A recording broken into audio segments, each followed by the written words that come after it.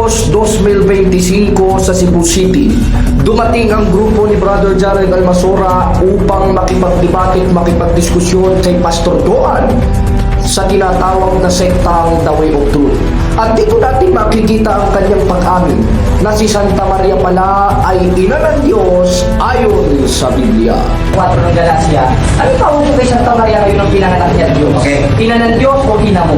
Okay, Maria, kung sa tawag mo niya, kay Jesus, anak mo niya, na Diyos ng Jesus, kung sa tawag mo ni Maria. Well, Ina ng Diyos na anak. Panalo na tayo, panalo na. Oktubre 27, 2025, Tagbilaran City, Bohol. Dito natin masasaksihan ang market preaching ng mga Catholic faith defenders ng Diocese of Tagbilaran kasama si Brother Jared Almasora at sama-sama nating pakinggan ang kanyang pagbubulgar sa maling aral ni Archie Añetes at sino ba talaga ang tinutukoy na tunay na born again ayon sa 3:3 hanggang 5 ng 1. Ating panoorin. So ako kamong gihatag sa atong igsuon nga si Brother Jared Alma Zona. So, Brother Jared, sa iyo na ito. Sa iyo na itong microphone. So, ikaw nang bahala sa iyong mga karanasan. Karanasan parte sa pag-embrace mo sa simbahang Katoliko. Yan, magandang gabi sa atin, mga kapatid ko sa Tagbilaran, at atin naman nasaksihan ang pagwawala ng masasamang espiritong nakasapi kala Pastor Budlay at Pastor Archie Añetes. At wala namang bago sa kanilang ginagawa sapagkat ako noon, nung kaanib ko sa ang dating daan, ay ganyan rin ang ginagawa kong pagtusik sa simbahang Katolika.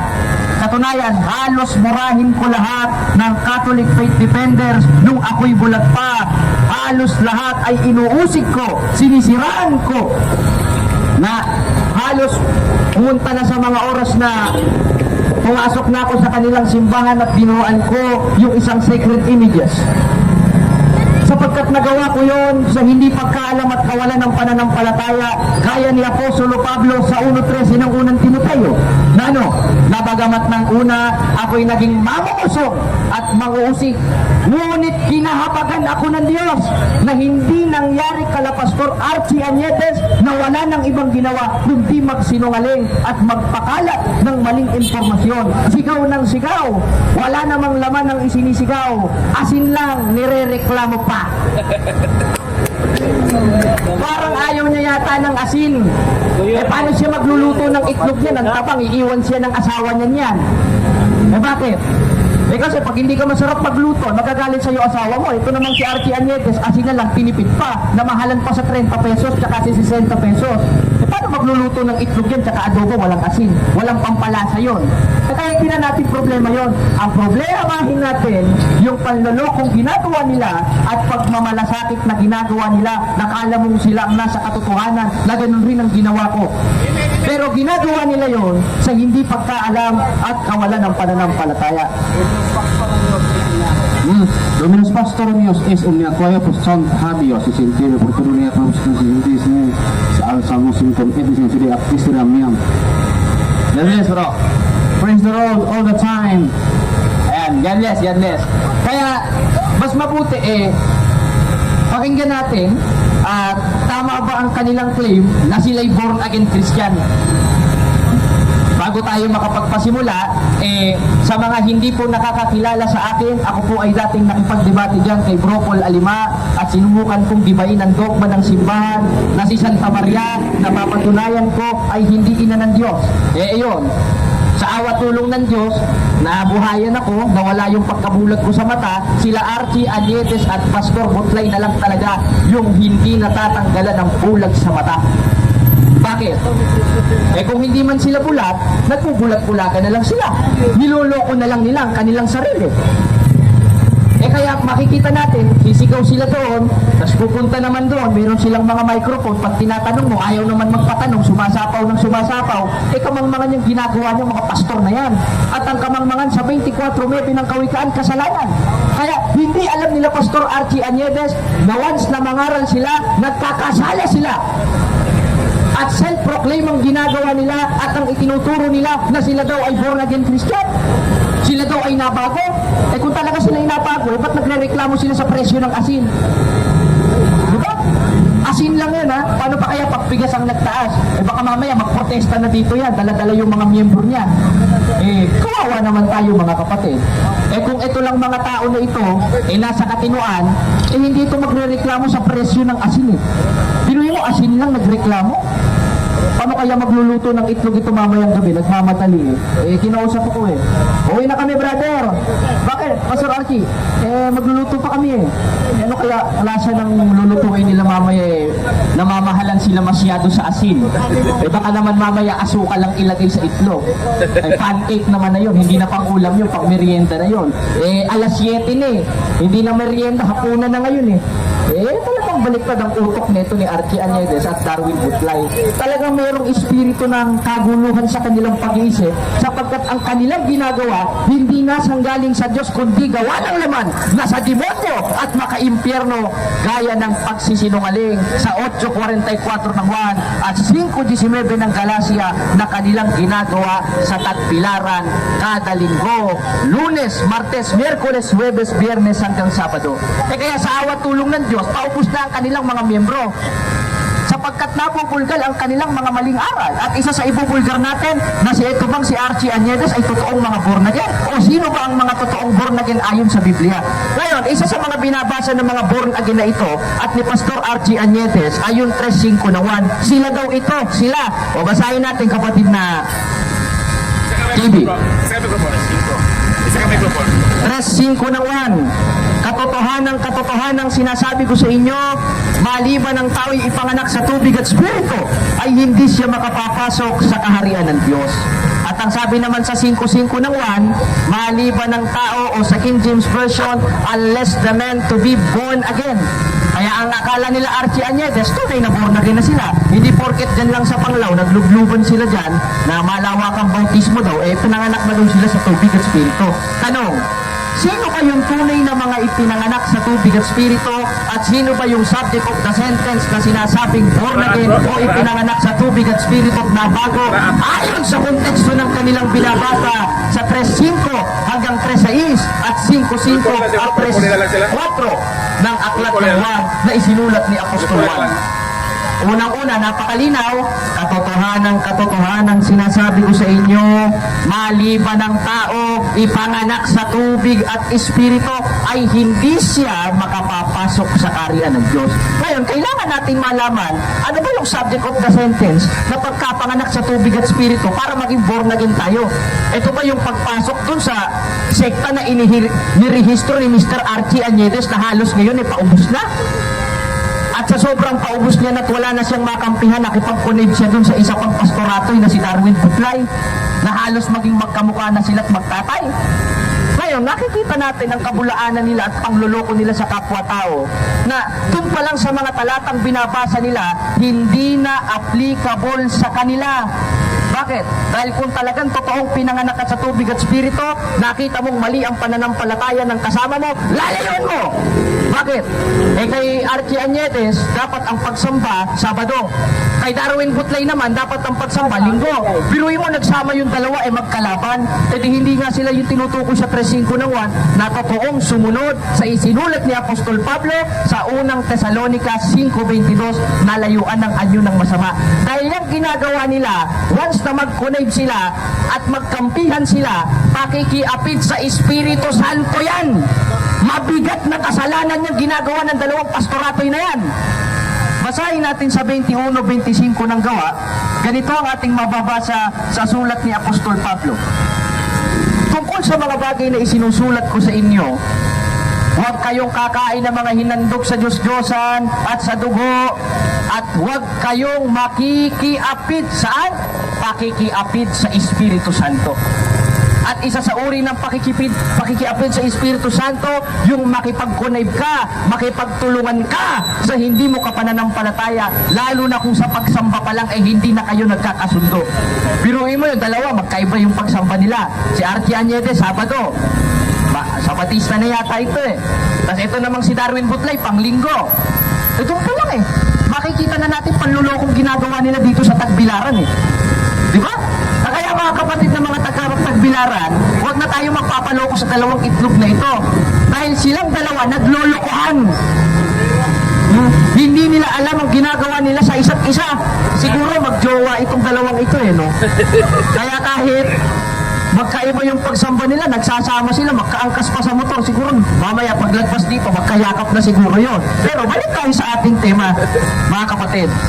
Kung sila ang tinutukoy sa 3.5 ng 1, tama ba yun? Hindi. Dahil unang-una, kamakailan lang lumabas si Archie Añetes na rehab dahil nagsyabu. Ganon rin sa Darwin Butlay. 21 anyos. Kailan na isulat ito? Noong 1st century o 33 AD. Di dyan pa lang, hindi na applicable sa kanila itong 3.5 ng 1 na ipapanganak sa tubig at spirito. Ngayon, ano ba ito?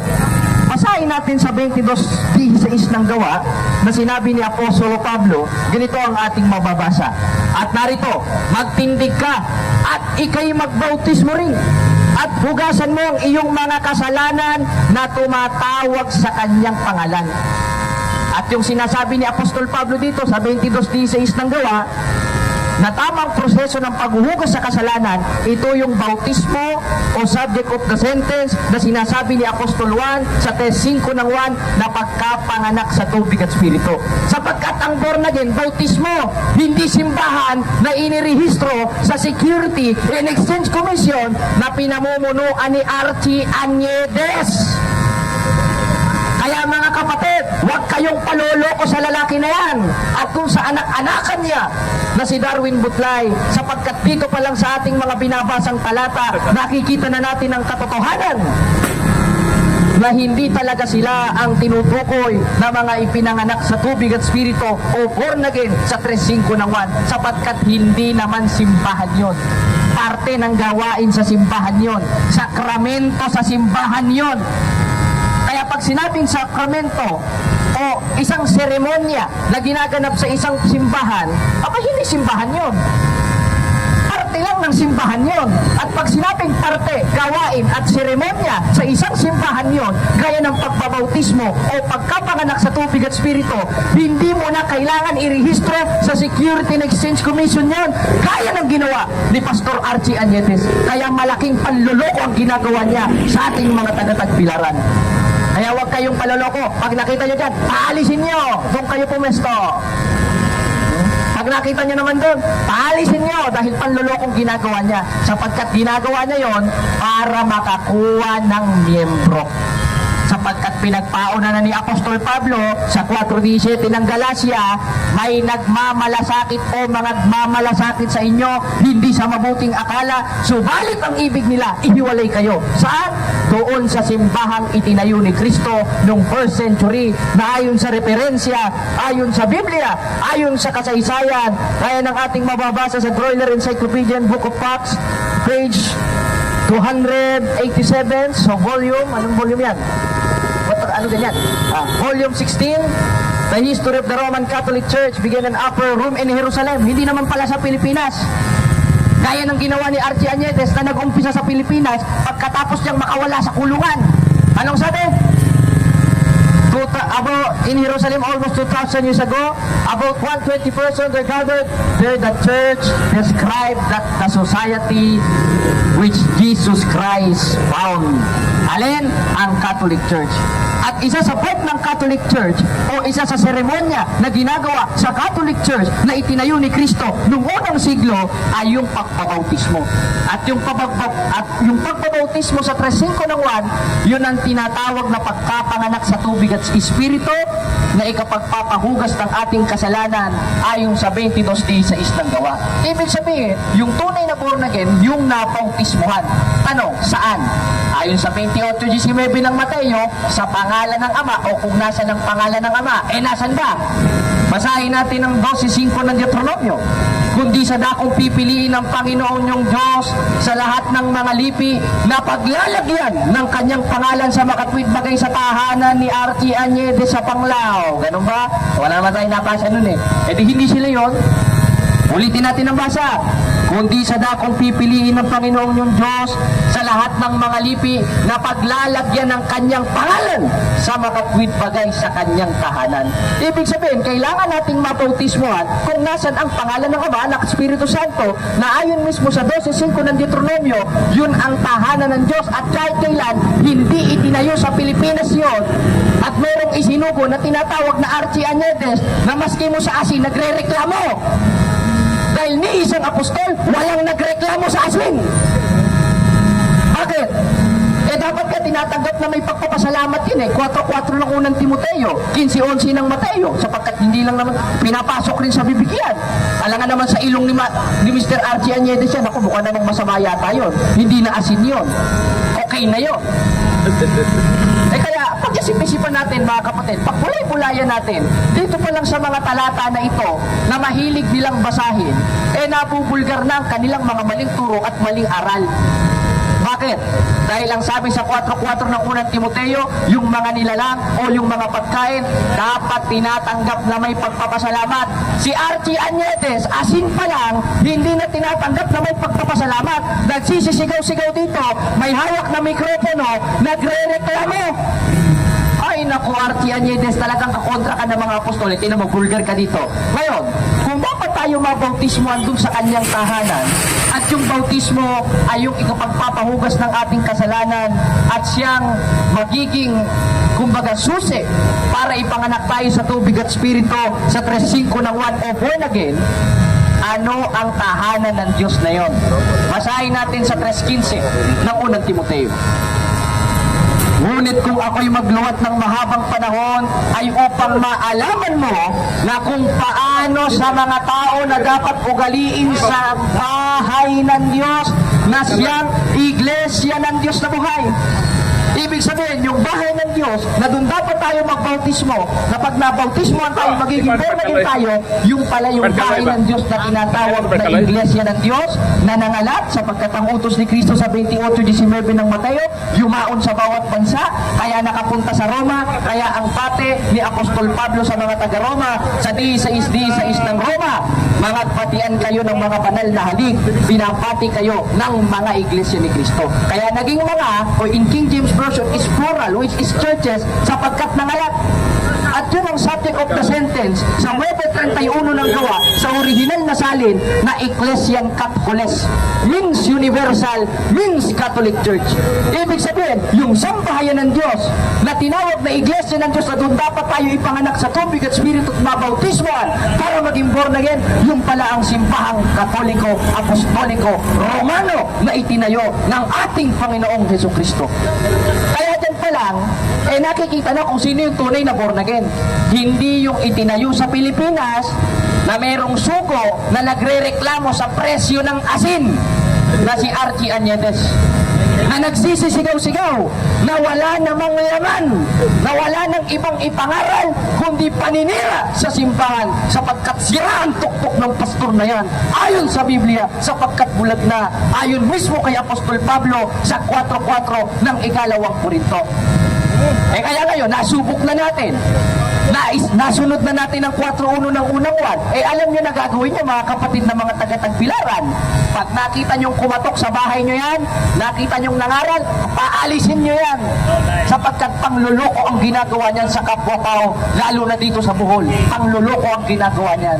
Na ultimo asin, irereklamo. Ba't hindi ka magprotesta? Ba't tinatawag mo simbahang Katoliko sa asin? Hindi naman kami producer niyan mga magsasakang producer niyan yung may mga asinan. Di sana doon ka nagreklamo sa presyo. Hindi kami nagrereklamo sa presyo ng asin. Samantalang ikaw, nagrereklamo ka sa presyo ng asin. Kaya ngayon, napatunayan natin na ang tunay na born again ay ang mga kaanib sa tunay na simbahan na nabautismoan sa kanyang tahanan na paglalagay niya ng kanyang pangalan na itinayo noong 2,000 years ago sa pamamagitan ng ating Panginoong Jesucristo na ayon sa kasaysayan, yun ang simbahang Katolikong simbahan na banal o Roman Catholic Church. Kaya ang tunay na born again, yung nabautismohan sa tunay na simbahan, may otorisasyon, may isang sugo sa 7:24 ng Hebreo, at yung sugo na yon hindi nagre-reklamo sa asin sapagkat siya mismo ang gumawa sa asin, at yun ang ating Panginoong Jesucristo. Kaya andito si kapatid na Noel. Diyan po nagtatapos ang ating pangangaral.